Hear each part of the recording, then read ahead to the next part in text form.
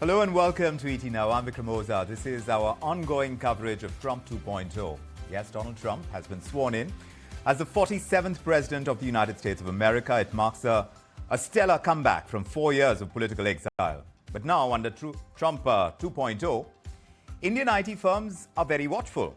How new policies could impact their operations. In his first stint as president, US budgets, tariffs, regulatory frameworks, they turned out to be quite challenging for the Indian IT sector.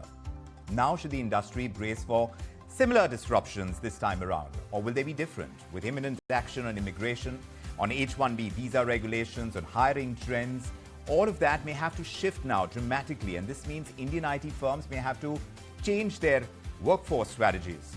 Not that Indian IT hasn't been proactive. They've been hiring more local employees in the US in recent times. They've been increasing their lobbying efforts in Washington to get policies in their favor. But now with Trump's proposed tariffs on imports, the spending capacity of retail clients for one, which is of course a crucial sector for Indian IT, those could get squeezed. And add to that, if the Fed halts rate cuts, the reduced spending from clients in critical sectors like retail, like healthcare, like banking, those could become challenges and bigger challenges for Indian tech companies. So let's discuss the potential impact, what could perhaps mitigate the risks. And for that, Shivendra Singh is joining us. He's Vice President of Global Trade Development at NASSCOM. And with him, Shantanu Rooj, founder and CEO of Team Lee's EdTech. Great to have you both, gentlemen. Thanks for making the time for this discussion. It's a pivotal time, really, for the IT sector, one would imagine. I wonder how you see it, Mr. Singh. There's Trump 2.0's focus on immigration and H-1B visa regulations, and some of it is in evidence in the executive orders already. How do you see his stance on immigration and H-1B visas impacting Indian IT firms? Very much, Vikram. I think first and foremost, let's segregate overall immigration and illegal immigration from high-skilled worker mobility, which is what the H-1B visa is. It's a non-immigrant visa which does not alter the net migration numbers to the US. So these two have to be segregated, because the problem is when both of them get linked together, then the problem arises. The second is, look at what H-1B visas are meant for. As you very rightly said, Indian IT industry has been hiring locally. In fact, in a research done some time back, the tech industry contributed nearly $80 billion to the US GDP, hired more than 600,000 and supported more than 600,000 jobs in the US, and also played a pivotal role in making many states which were traditionally non-tech states into tech states. Look at the numbers which we are talking about. We are talking about, if we look at this year's initial petition processing, the Indian industry, typically the top 7-8 companies hardly took about 8.5% of the visas out of the 85,000. Nearly 70% Indian nationals did get the visa, but most of them were taken by American companies, and which is quite right. As an industry, Indian nationals are sought for the talent that they possess, and hence those numbers. In terms of a lot of accusations and misperceptions which already are there, let me try and counter some of them. Sure. One of them is they are brought in on cheap labor, they displace American workers, and suppress US wages. All of them are grossly untrue. If you look at total numbers, it's 85,000 totality can fit into a football stadium as well. So it's a very, very small part of the US workforce. When we look at the unemployment numbers in computer occupation, it's hardly 2.5%, which is near zero unemployment, which basically means that it is not leading to unemployment. If you look at median wages, which is the best way to calculate it, it's about $122,000, yes, which is much more than the median wage of the average American workers. And even the counter US American workers were there. They typically get 10 to 40% higher, as IT professionals than many others. But Mr. Singh,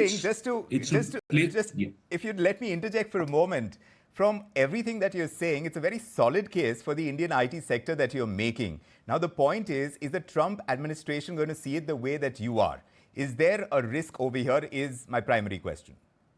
Well, you've heard President Trump and Elon Musk acknowledged the value of the H-1B visas relatively recently. We will see how that pans out Sure. as the administration evolves. Yes. That's the last statement they made on it. Certainly. Let me take this across to Shantanu Rouge as well. Do you see a significant shift towards local hiring in the US? Because already in 2023, Indian IT firms, like we were discussing, they've upped their local hiring in the US by as much as 20%. And this in response to visa uncertainties. Do you see that trend sustain now? So if you see Vikram here, the entire tech moguls there, or there's a lot of tech nationalism there, actually talking about two different things. One is about the productivity gains all of these tech companies bring on the table, and second thing, focusing on the national security objectives. I think these are the two things that everybody is focusing around, and ensuring that there is a lot of nationalism that gets built up during the policy. So I think when it comes to Trump, whatever we have heard all this while, I think there is going to be a calibrated approach. One side is there is a lot of nationalism or America first to be taken care of. Other side, that China has to be balanced too. And India possibly holds a lot of needs to strike a fine balance, and it has its few advantages for sure. I mean, it has the advantage of creating one of world's largest, most scaled digital public infrastructure. That's a great they get testimony to India's capability, the entire startup ecosystem, the ability to grow the entire space technology with a low-cost model, and the record of nurturing talent, tech talent. India has got a lot of these advantages. I think that the entire the way the policies are going to work out, I think it's not going to impact India so much. However, tech companies in India are taking those cautious approach to ensure that they also ramp up their US hirings. They also build some sort of nearshore expertise, and also try to improve their GCC here in India. I think there's going to be a calibrated approach all through. So you're expecting calibrated approach, but look at what's happened already. Trump has revoked Biden's executive order on addressing AI risks. And Biden's order, as we remember, it required developers of AI systems that pose risks to US national security, its economy, public health, or safety. And those were the reasons. Now, they were required to share the results of safety tests with the US government. Now that that has been revoked by Trump 2.0, is that an opportunity that you're spotting for Indian IT firms, Mr. Rouge?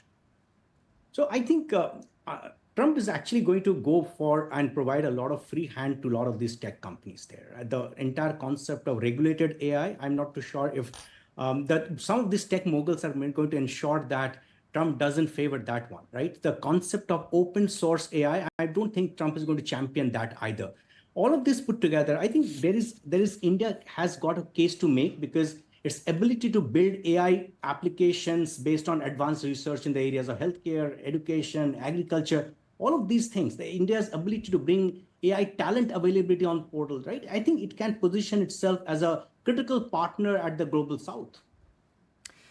So, I mean, like Mr. Singh also pointed out that this is evolving at this time. And Mr. Singh, about these tariff wars and their implications, something that has been on the table, especially higher import rates on Chinese goods and how that's likely to affect budgets of retail clients of Indian IT firms, because retail, of course, makes up a good chunk of Indian IT revenues. Do you see these tariffs slow down outsourcing contracts from the IT sector? So first and foremost, there's no executive order related to specific tariffs yesterday, which was discussed. No, not so we will see, how the tariffs come. In fact, I was talking to someone from Mexico today, and I asked, this question from them, and they said, you know what, gave a very good analogy. He said, we are like a scrambled egg, where we can. It's very difficult to take out the egg in a scrambled egg. So, if it's manufacturing, for example, Mexico is doing a lot of manufacturing, but the fact is, can that all manufacturing be transferred? Will US people want to do manufacturing themselves or not? So there are loads of things which need to be worked out.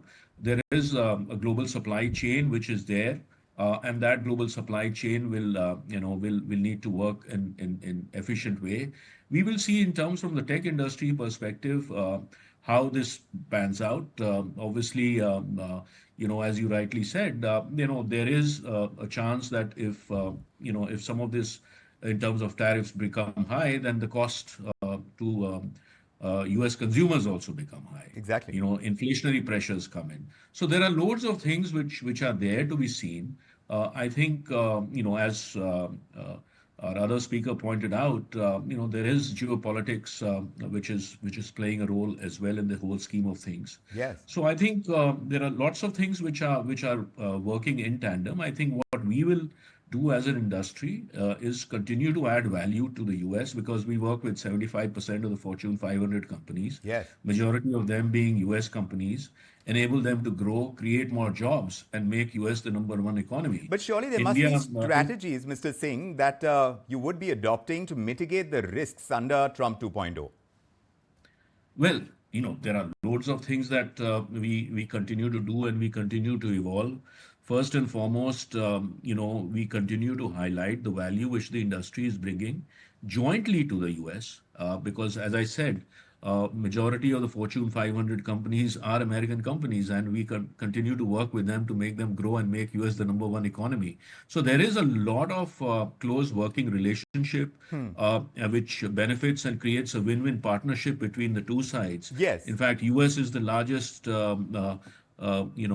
partner for us, as far as the trade partner for us from India. So Yes. I think all of that will play a role as situation evolves, and we will Yeah. continue to follow it very, very closely and work both with the US administration as well as our government on any challenges, if they arise. Yes. So those challenges are about, at this time at least, it's about the uncertainties that perhaps we don't know what we are tackling. And if there is an indication of that, and this is to you, Shantanu Rouge, the TikTok ban for one, then the subsequent reprieve, this entire instance seems to highlight the volatility already in Trump 2.0's tech policy. How do you think such actions, any potential antitrust measures, how could they affect big tech monopolies, and could they too become opportunities for Indian IT firms? Yeah, so at this point in time, as you're aware, Vikram, that there's some of these policies are going to be driven by some of these tech leaders in the US, and they're pushing it very, very hard in the disguise of tech nationalism, concept of national security, China threat. All of these things are going to happen for sure. At this point in time, just to add to what Mr. Singh was talking at some time back, and I think India must follow a calibrated approach in this case. For example, there are a few things that India must be doing and should be doing as we go forward. We will focus a lot on growing our R&D infrastructure in India to be able to do a lot of advanced research on AI and technologies like that in India. Focus on this AI innovation that can come from Indian shores at a much lesser price than what the other part of the world can do. Drive collaboration with various US AI labs to ensure there's a collaboration between India and US. This entire collaboration is going to work for encourage a lot of these VC firms in the US, for example, to invest in AI startups. Some of these things can possibly start collaborations and for example, the way we saw the entire Geo NVIDIA collaboration, right? So these type of collaboration is something that's going to ensure that India positions itself as a must-have collaborator, must-have partner to the US rather than being But the important piece is for the US administration to see it that way, right, Mr. Rouge? Is that going to be easy? I'm sure that's going to be, but India has got a long history with the US. That's the advantage, right? So we have been one of their biggest suppliers of tech talents all this while. So a lot of these tech companies also understand that we have been able to help them control their costs to some extent.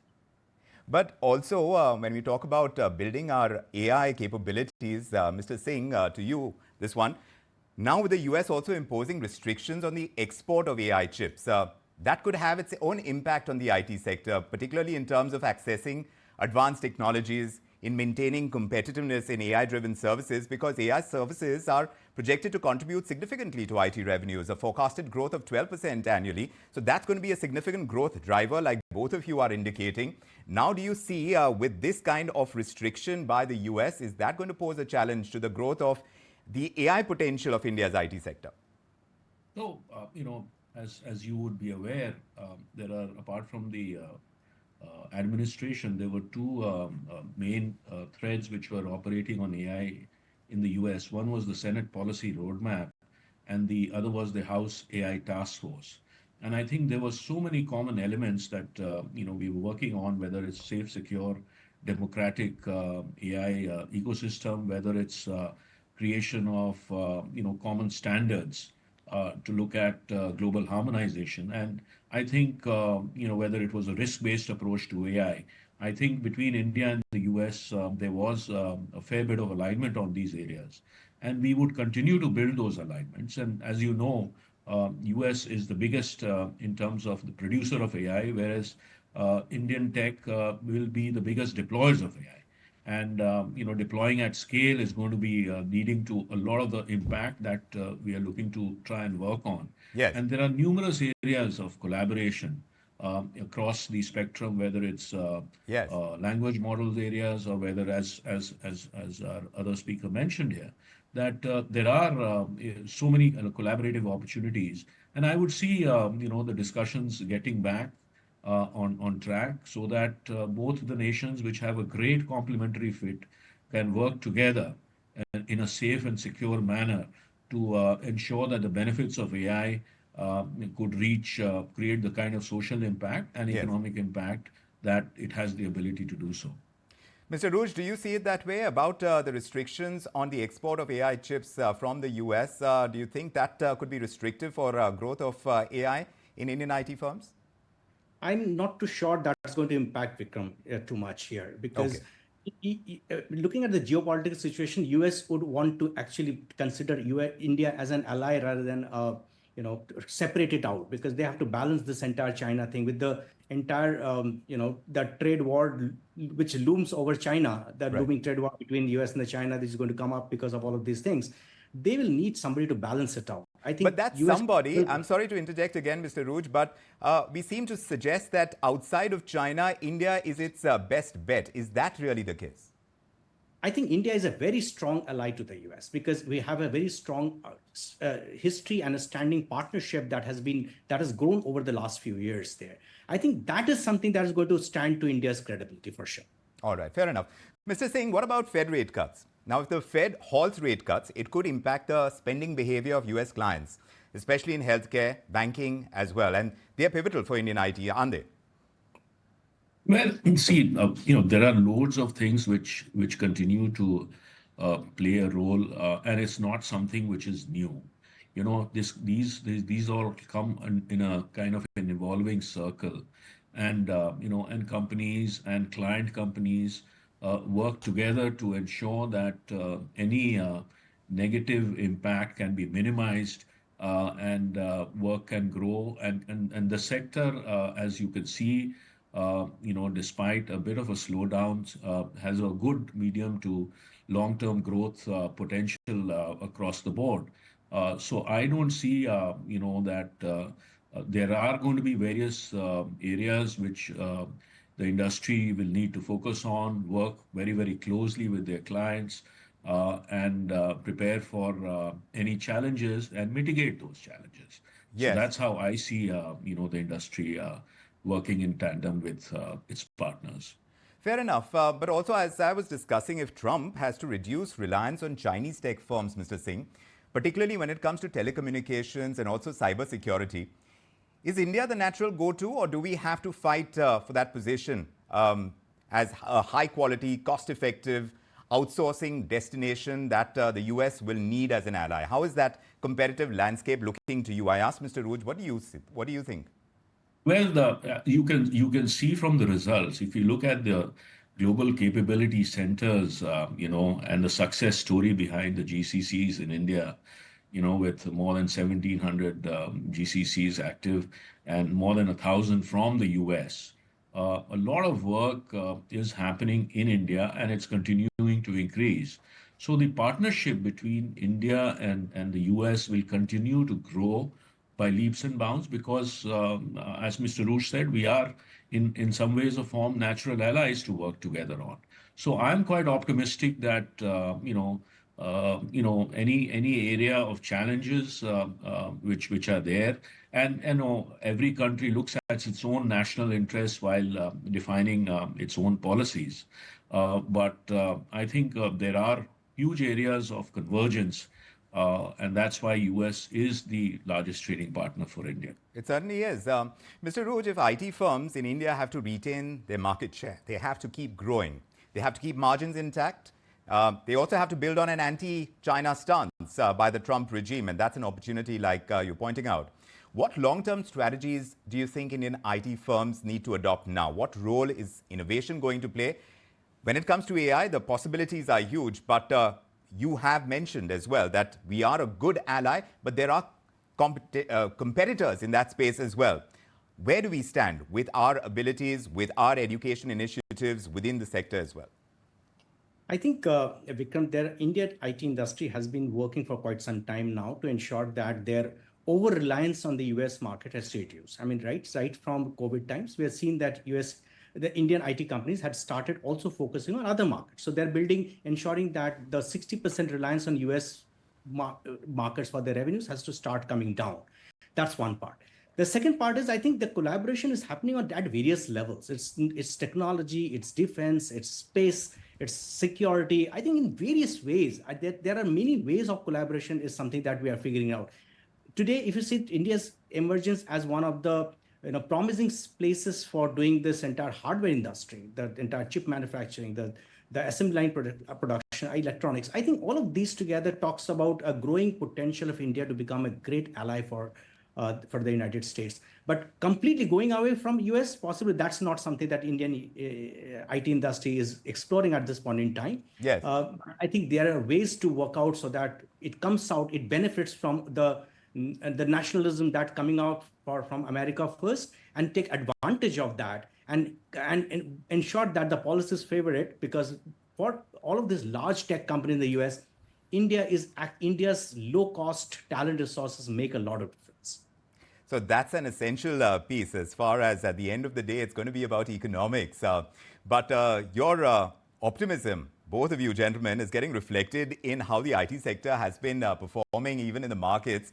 I was looking at the market performance and profit margins of the IT sector. Significantly, the Nifty IT index has gained more than 3.5% since November after Trump has won the elections. I know you're not market commentators, but it defies expectations of a negative impact. Maybe the expectation is of increased US corporate spending because of tax cuts and stricter offshore outsourcing policies. What do you say, Mr. Singh? Well, as I said, things keep on evolving, things keep on changing. We will continue to grow. There are a lot of good, positive areas that we feel that the growth is happening, which we discussed. I think one thing which we really need to, focus on is to take away the, perception issue from what the reality is. And there are a lot of things which will, be based on speculation, and that will continue to change. But the industry will do what it's been doing for a very long time, and that has worked to the benefit of its global customers. We operate in 80 countries. We continue to grow and enable the growth of those countries. And I think that is going to drive a lot of growth for India, because we are about nearly 8% of GDP and 50% of services export. Yeah. And we will continue to push the bar around those lines. Indeed. So as we navigate the impact of Trump 2.0, the policies that Trump 2.0 administration is going to bring in, the resilience, agility, and adaptability of Indian IT firms, those are going to be crucial, from managing the regulatory changes to addressing client budget constraints as well in times to come. The sector will have to strategize and do it effectively to mitigate the risks and, of course, leverage the new opportunities, especially in AI. And especially when it comes to driving innovation in AI, for several US companies, we are looking at opportunities galore. And yes, like you mentioned, competitive pricing is going to be the key. The challenges are as big as the opportunities to grow for the IT sector. Thank you, Shivendra Singh, Shantanu Rooj, for your insights on this program. This helps us understand what's in store for the IT sector. Thank you indeed. And that's another edition of Trump 2.0. We continue to measure and analyze the impact here on ET Now. I'm Vikram Oza from me and the team. Thanks for joining us.